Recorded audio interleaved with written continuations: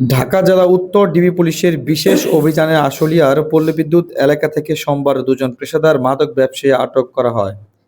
আটককৃতরা হলেন আশুলিয়ার পাথালিয়া ইউনিয়নের গোকুলনগর এলাকার ফরহাদ হোসেন ও তার সহকারী সোহেল পাথালিয়ার কুরগাঁও এলাকার বাসিন্দা।